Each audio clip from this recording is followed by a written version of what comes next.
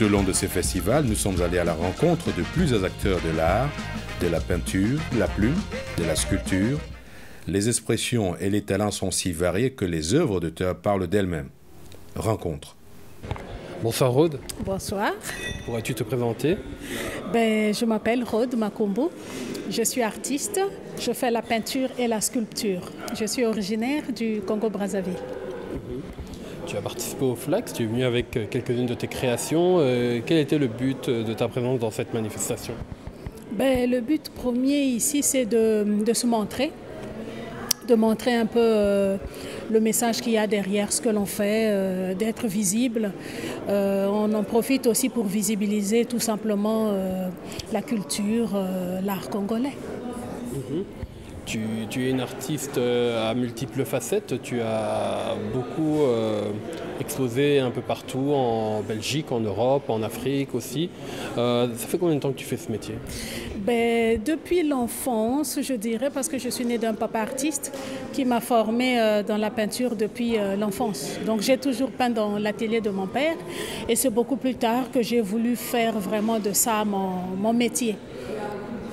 Et donc, c'est vrai j'ai commencé par exposer à Brazzaville, dans d'autres pays. J'ai commencé à sortir du pays. À ce jour, je suis à 208 expos partout dans le monde. Expos, je dirais bien sûr, individuelles et collectives. Donc, je fais beaucoup d'expos dans le continent africain, premièrement, en Amérique, en Europe. Voilà. Donc, je continue à me montrer et il y a du travail derrière. Les gens continuent à me suivre et il faut dire que j'ai de plus en plus de demandes.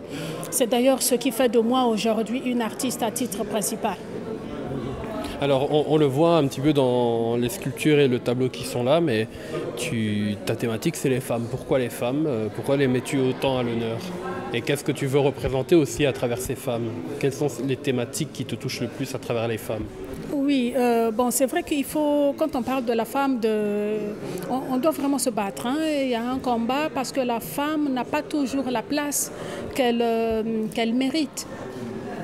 Parce que très souvent, surtout en Afrique, l'image de la femme est très souvent associée à ce qui est simple et faible. Donc on se dit que ça ne peut pas continuer. Il est grand temps de faire changer les choses ou de les faire bouger tout simplement. Donc essayer, si on peut, de sortir des femmes de cette spirale d'isolement ou de cette spirale négative. Donc j'ai choisi pour ma part de la représenter, la mettre en valeur, la mettre en lumière, parler d'elle, dire que au fond tout ça part d'une chose très simple, d'une vérité que je trouve très simple. On dit chez nous qu'une maison ne se tient pas debout sur le sol, mais sur une femme. Et donc, par ma façon de faire, j'aimerais tout simplement le rappeler et le dire. Parce qu'après tout, elle est le moteur de la société. Et de nos jours, l'action de la femme se voit de plus en plus dans le processus du développement parce qu'elle apporte aussi des solutions aux problèmes économiques, aux problèmes de la société, aux problèmes juridiques, aux problèmes sociétaux et même environnementaux. Donc, en tant qu'artiste, je me dis, mais tiens... il faut le dire, il faut le rappeler, parler de tout ça, je trouve que c'est très très important parce qu'on ne se rend pas toujours compte.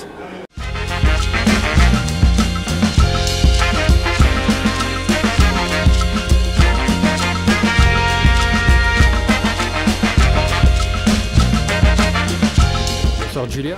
Bonsoir, bonsoir. Peux-tu te présenter? Oui, je suis Julienne Mukonde de l'association Julia Events et je suis là parce que je fais la promotion de l'art africain.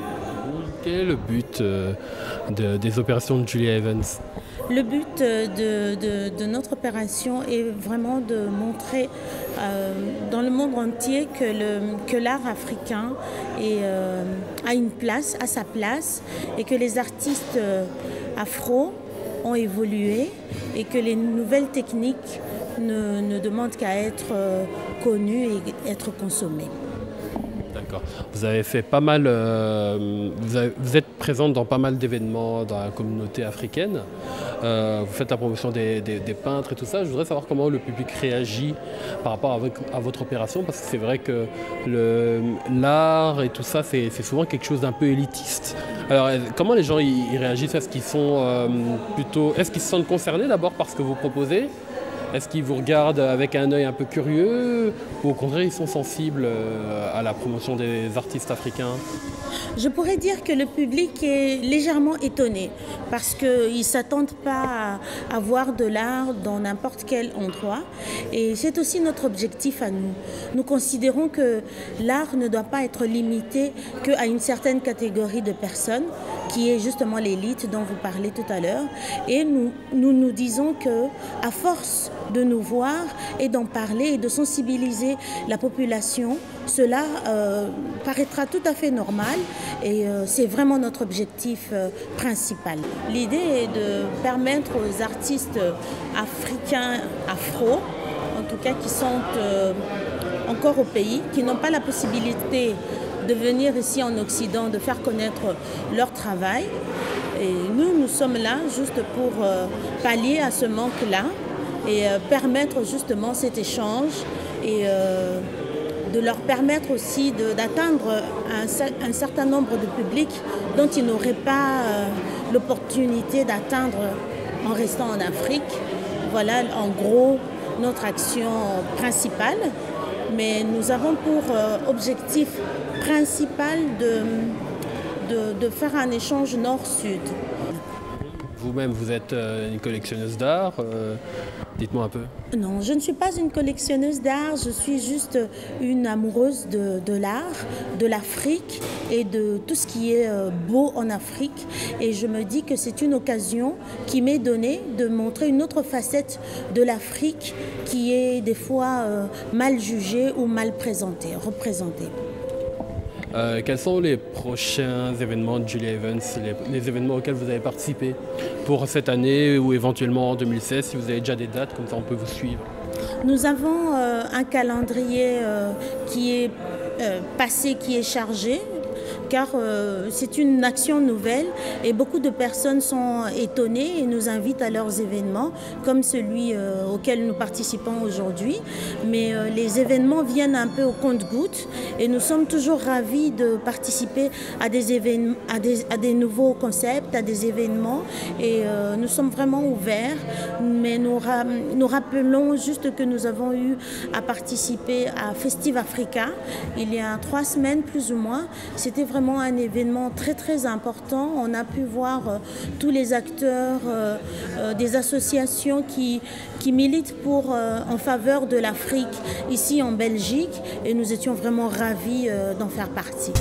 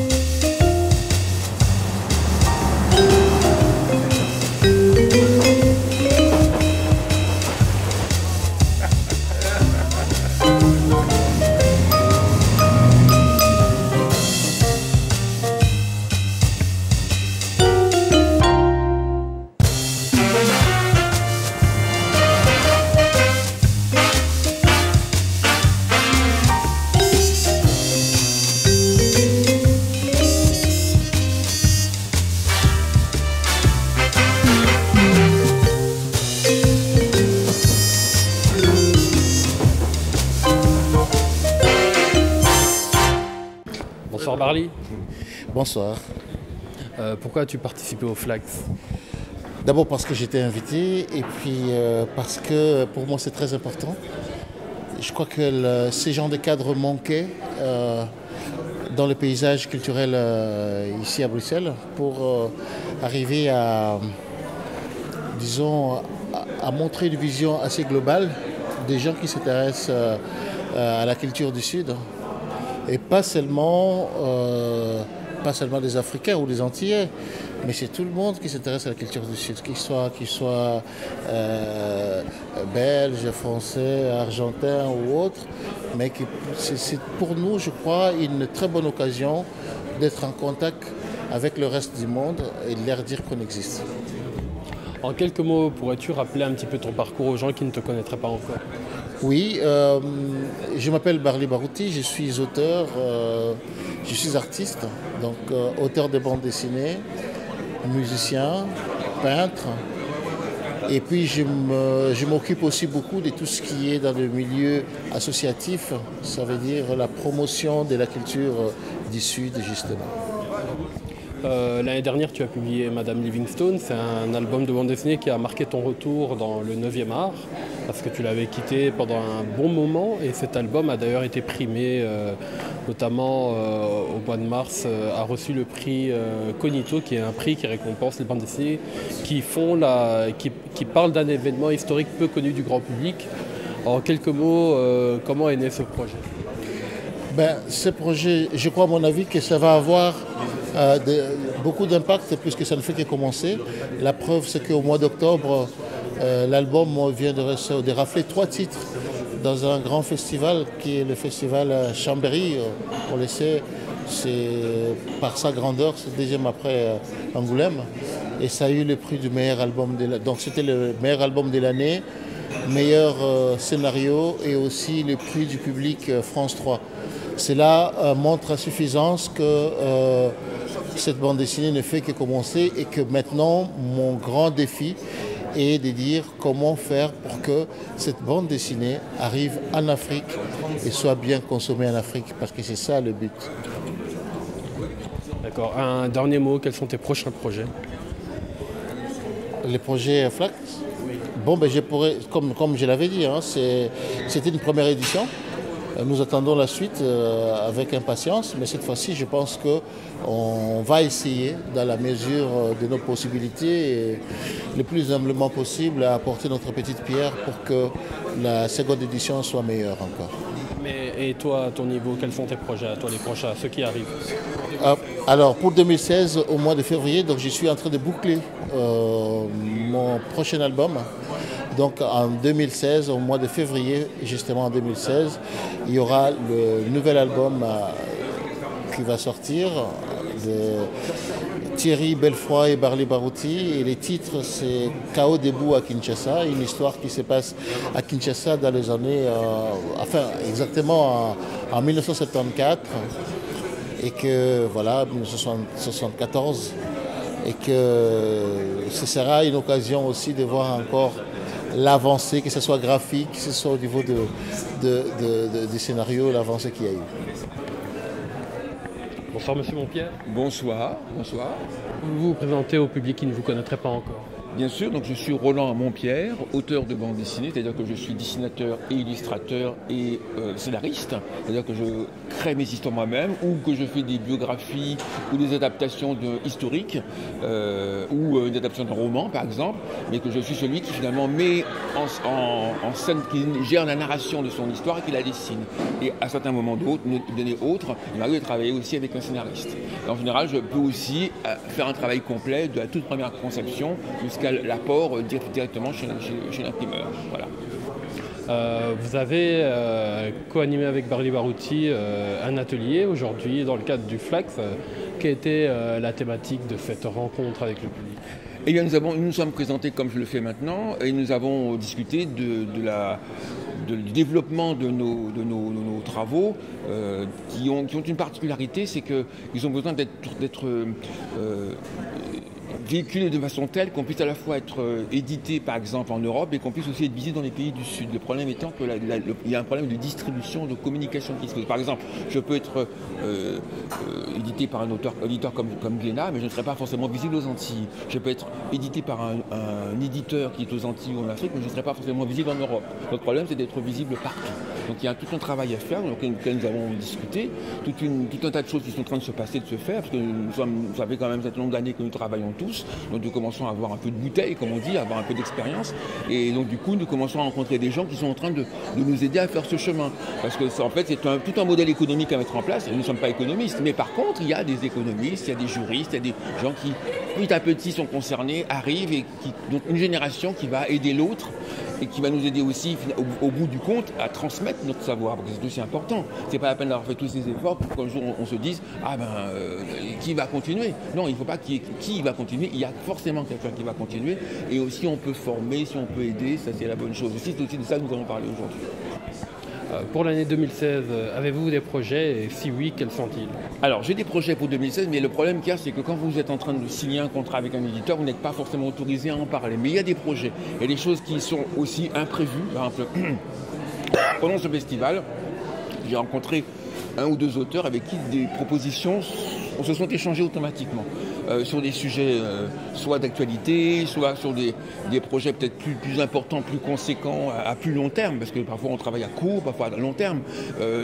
Par exemple, là en ce moment, je suis en train de travailler sur une série dont le nom n'est pas encore définitif, mais ça veut dire par là qu'on va créer des personnages issus de l'outre-mer ou de l'Afrique, et qui vont être présents sur plusieurs albums. C'est aussi une chose rare. On voit beaucoup d'albums collectifs de plusieurs auteurs ensemble. Dans ces cas-là, on n'en distingue aucun. Ou alors, il y a un one-shot. Un one-shot, c'est un album qui sort et puis on l'arrête. Là, l'idée, c'est de prolonger ça. Vraiment installer quelque chose. Comme pour une série télé, comme les grands albums, comme les séries comme Astérix, etc. Ils ont commencé petits, mais c'est la régularité qui leur a donné de la force et de la présence. C'est exactement ce que nous sommes en train de faire. Essayer de devenir meilleur déjà à notre niveau, puis ensuite essayer d'avoir un projet qui soit sur la durée, 3, 4, 5, 6 ans, vraiment qui existe et qui donne ce coup la possibilité d'avoir un vrai public, ici et là-bas.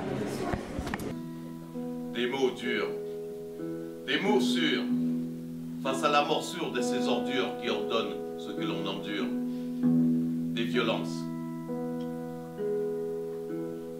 Des viols lance-dévises au lance-secret, qui secrètent et créent en secret les décrets et les crêtes, au-dessus desquelles des séquelles se hissent en hausse, hélas, hélas. Mes mots pèsent comme des enclumes, qui sur ma langue alourdie se consument, chargés d'une mémoire en déliquescence, qui ne cesse de brûler mon esprit, qui ravage ma vie, qui hante mes nuits. Ainsi, sur du papier glacé, armé de mes 26 lettres, j'écris pour refroidir cette lave incandescente, cautériser mes plaies à l'encre de mes peines, gravées à jamais sur le parchemin de mes blessures. Est-ce mon cerveau qui me guide pour décharger tous ses dédains? Est-ce mon âme qui pleure pour noyer tout son chagrin? Et mes yeux qui de ma plume pour vider tout mon passé? Que pleurent les souvenirs dans le lac de mes écritures? Je ne suis pas le seul, et cela m'ennuie. J'aimerais porter toutes les haines du monde pour que ce mot n'existe plus. Gardien de l'histoire de mon peuple, et parsemé, je ne saurais cacher mes cris. C'est pour cela que j'écris. J'écris pour bercer l'Alizé qui ventile ma souffrance. J'écris pour tromper la distance, ouvrant la bise de ma souffrance. Lorsque le temps ne sera plus, que j'aurai tiré ma révérence, j'aimerais que de ce monde n'existe plus cette tumeur qu'on appelle intolérance. Que le soleil rejaillisse et que revienne la paix antique qui éclairait tous nos prémices, qui n'était pas une sémantique. Revenir au fond de moi-même, chasser ma réalité d'adulte et retrouver mes rires d'enfant chargés du poids de l'innocence sur le trottoir de ma mémoire. Et que pleuvent les hosties, grêlées d'une réminiscence. Et que de ce monde hostile, je retrouve tous mes sens, ceux que j'avais à la naissance. J'aimerais juste un instant avoir la clé du temps, revenir en arrière et puis tout foutre en l'air, redessiner la vie, réécrire la genèse, repeindre toutes mes envies et remettre mes gènes à l'aise.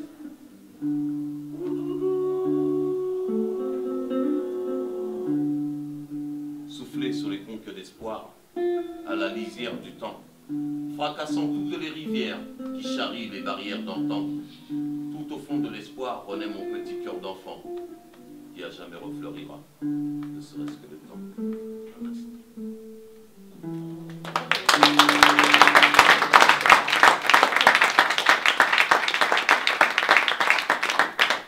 Bonsoir Jean-Yves. Oui, bonsoir.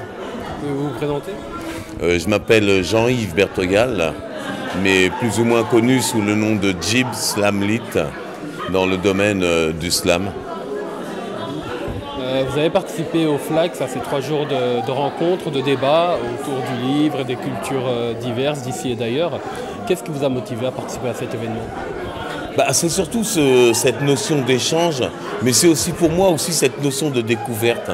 Parce qu'il n'y a pas simplement de faire échanger ce que moi je fais, mais c'est aussi de découvrir aussi autour de nous d'autres auteurs du Sud qui chacun viennent avec leur sensibilité, avec leurs histoires. Et on a pu se rendre compte qu'on peut être optimiste.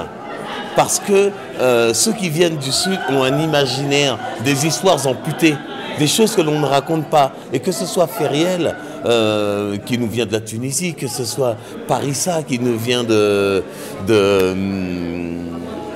ce soit Feriel, Parissa, ou que ce soit les autres auteurs qui nous viennent de la Martinique, du Congo, et de partout, justement, on a vu qu'on a des histoires amputées. Et c'était très bien de développer ça, quoi. Qu'est-ce que vous retenez quel est l'événement qui vous a le plus marqué parmi toutes les rencontres, parmi tous les débats, ou bien les stands qui ont été tenus pendant ces 3 jours? Qu'est-ce qui vous a le plus marqué? Alors moi, j'ai adoré les tableaux, parce que l'art aussi et ses expositions, c'est aussi pour d'un imaginaire nous laisser quelque chose qu'on rentre avec et on a l'image qui est encore imprégnée dans les yeux, donc ça après ça ne parle pas, c'est à l'intérieur. Et je viens d'être surpris par aussi la rencontre que l'on a eue avec Baruteux, justement, et Roland Montpierre, alors que j'allais vous parler de livres, puisque je suis poète, je sors mes livres. Mais c'est vrai que cette notion de la BD, faire des choses et utiliser le 8e art pour transmettre l'histoire aussi, mais avec l'imaginaire d'aujourd'hui.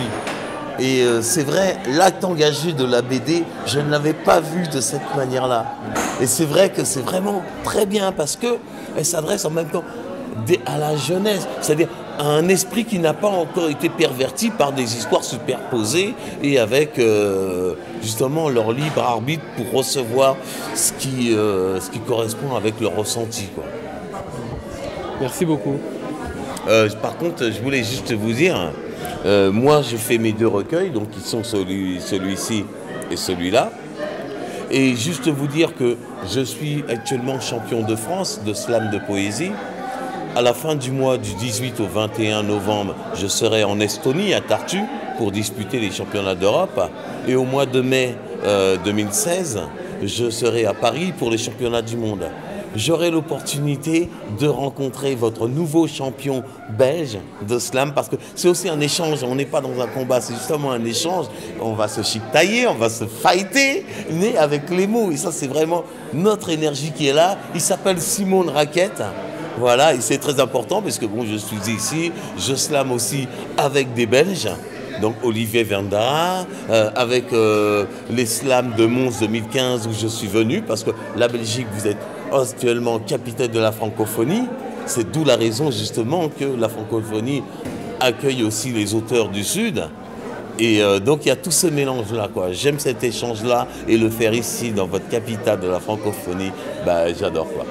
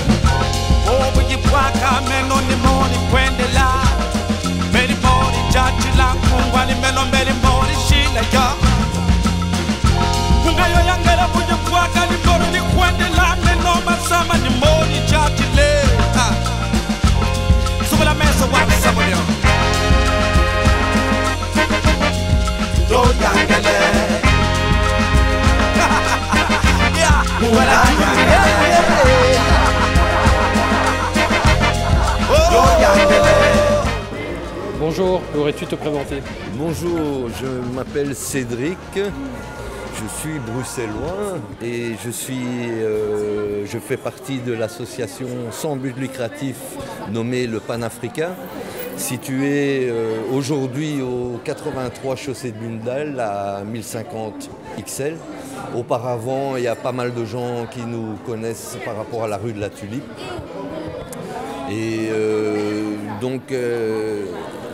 ce que vous voyez ici n'est qu'un grain de sable sur la plage, puisque si vous allez voir sur les lieux même, donc chaussée de Bundal au 83, vous y trouverez une bibliothèque bien documentée sur toute l'Afrique, peut-être un peu plus sur le Congo, comme le fondateur de l'association est congolais lui-même et très politisé, au courant de beaucoup de choses aussi.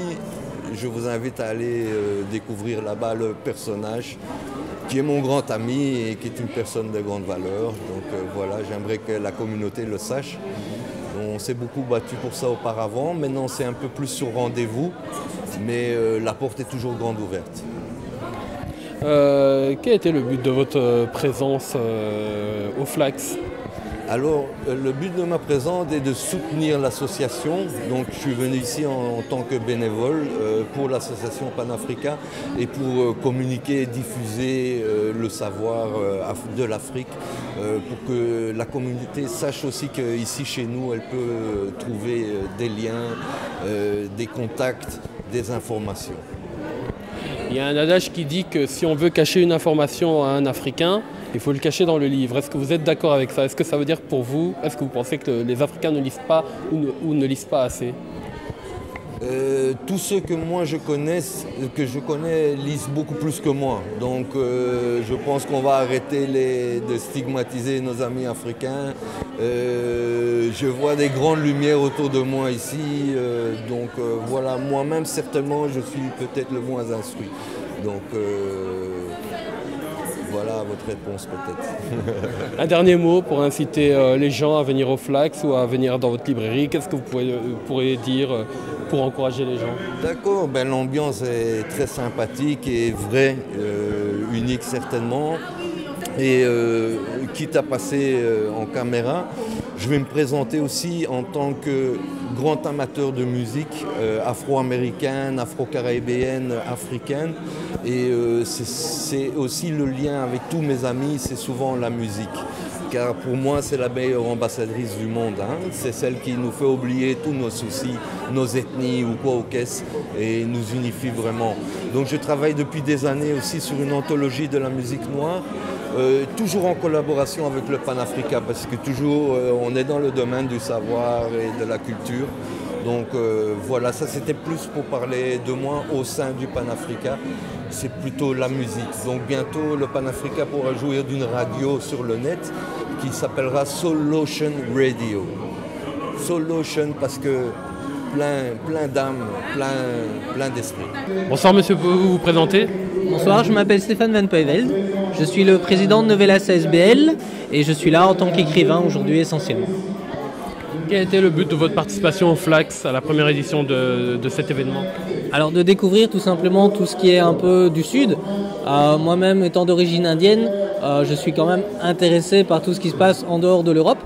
Maintenant, le fait est que c'est un peu plus centré sur l'Afrique, donc c'est un peu moins mon domaine, mais nous avons des auteurs dans notre association qui sont d'origine africaine ou vivant même parfois en Afrique.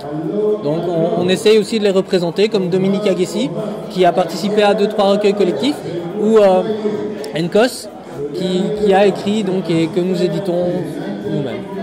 Parlez-nous justement de votre association, quels sont les buts que vous poursuivez et quel type de livres aussi vous produisez? Alors, l'association a 2 objectifs, ils sont écrits dans les statuts, c'est la promotion des artistes et la promotion de la langue française. Donc on est présent un peu partout dans le monde francophone. Un des aspects les plus intéressants et les plus connus, c'est le service éditorial. Donc on propose toute une série de livres en fonction de projets. Et il n'y a pas de ligne éditoriale à proprement parler, mais si un projet nous intéresse, on le fait. Alors on essaie toujours de mettre en avant de nouveaux auteurs. C'est à ça que servent les recueils collectifs. Ça permet d'offrir des places à des gens qui seraient moins connus tant en poésie qu'en nouvelles. Et aussi au niveau des romans, on sort régulièrement, chaque année, au moins un roman avec un nouvel auteur. Et sinon, moi, j'écris des différents titres. J'ai romans, nouvelles, théâtre, poésie, essais philosophiques, livres didactiques. Et on a eu un livre de cuisine aussi, il y a 2 ans, par exemple. Parlez-nous un petit peu de vous en tant qu'auteur. Vous nous avez touché un petit mot, mais quels sont les thèmes de prédilection de vos productions écrites? Alors, thème de prédilection, je n'en ai pas vraiment parce que je touche vraiment à tout. Maintenant, quand on se présente, en général, tous les artistes disent qu'ils sont écrivains ou poètes. Moi, je suis écrivain et poète, c'est-à-dire que je fais vraiment des deux. Chaque année, je sors plus ou moins, enfin, j'écris en tout cas plus ou moins une 50aine de poèmes. Et bon, au niveau de la publication, ça varie. Je participe à des recueils collectifs, à des revues. Au niveau théâtral, on a fait aussi de la mise en scène. J'essaye d'écrire en moins une pièce par an. Donc là, j'en ai écrit un peu plus, donc j'en ai une 30aine. Là, dernièrement, on a fait un roman qui est illustré, donc c'est un roman un peu plus fantastique, pour remercier l'illustrateur. Et on a une 20aine d'illustrateurs avec lesquels on travaille. Le dernier livre de cette année collectif, c'est un recueil de contes, donc 10 auteurs, 10 illustrateurs. Et j'ai écrit un conte aussi. Donc j'ai vraiment du mal, moi, à définir un seul genre bien particulier. Mais j'ai commencé, mon premier livre en fait était un recueil de nouvelles. Donc voilà. Un dernier mot pour le public, pour la prochaine édition des Flax. Qu'est-ce que vous pourriez dire pour les encourager à venir? Alors, je pense que c'est ouvert à l'ensemble des cultures. Ce n'est pas spécifiquement lié au pays du Sud, même si on aborde beaucoup plus souvent les problèmes africains ou la culture africaine. Je pense que c'est un domaine et un sujet qui peut intéresser tout le monde, quelle que soit l'origine finalement. Et puis, de toute façon, en Belgique, on est quand même un pays multiculturel. Donc, même si on a l'impression de ne pas être concerné, en réalité, tout ce qui se passe ici nous touche de près ou de loin.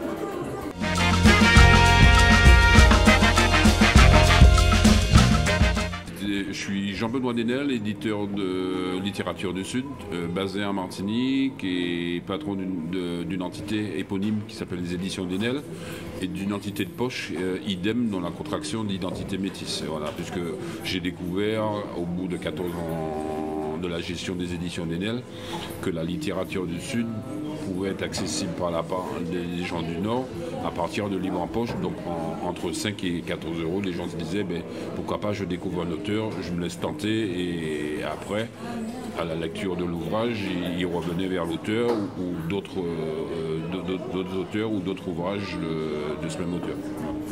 Vous avez fait un sacré chemin depuis les Antilles jusqu'à Bruxelles. Vous êtes même loin de votre zone de confort, on va dire, parce que normalement c'est Paris. Pourquoi avoir accepté l'invitation des Flax? Parce qu'on y a d'abord été invité, donc notre auteur Suzanne Dracius, pour répondre à des échanges et des tables rondes. Et puis je suis un peu un habitué de Bruxelles, puisque on a participé déjà. Je me souviens plus la ville dans un festival de littérature jeunesse 2 fois, la foire du livre de Bruxelles 1 fois et demie. On était distribué par un distributeur d'ici, donc avec une présence chez Filigrane et autres des ouvrages. Donc en fait, on vient renouer le contact pour et mettre en place la distribution idem en livre de poche, voilà, sur un marché qui avait déjà eu des échos positifs de notre production éditoriale. Juste pour donner un petit peu un avant-goût aux gens qui ne connaissent pas encore votre structure, quels sont les types d'ouvrages que vous éditez concrètement, ou alors quels sont les auteurs que vous avez publiés, ou les thématiques sur lesquelles vous avez publié? En fait, notre contenu éditorial, il est sur des thématiques du Sud, donc post-colonial ou des histoires coloniales. Et elle est aussi bien en poésie qu'en essai ou en dramaturgie ou en littérature jeunesse. Et puis, nos auteurs vont de Suzanne Dracius à Aimé Césaire ou autres en littérature. Voilà. Et aussi sous des problématiques à travers une revue, sur Fanon, qu'on lit au printemps arabe, sur Fanon, qu'on lit au cinquantenaire de l'indépendance algérienne. Voilà. Où peut-on vous trouver? Est-ce que vous avez un site internet? Si oui, ce qu'il faut savoir, c'est qu'on est l'une des rares maisons d'édition de la diaspora où d'abord on est en librairie, ensuite on est sur tous les sites de vente en ligne, donc Amazon, la Fnac.com et autres. Et de plus, avec des rendez-vous, parce que je crois que Suzanne Racéus, l'auteur qui est venue ici avec nous, reviendra pour des échanges avec soit des médiathèques ou l'espace Césaire du coin.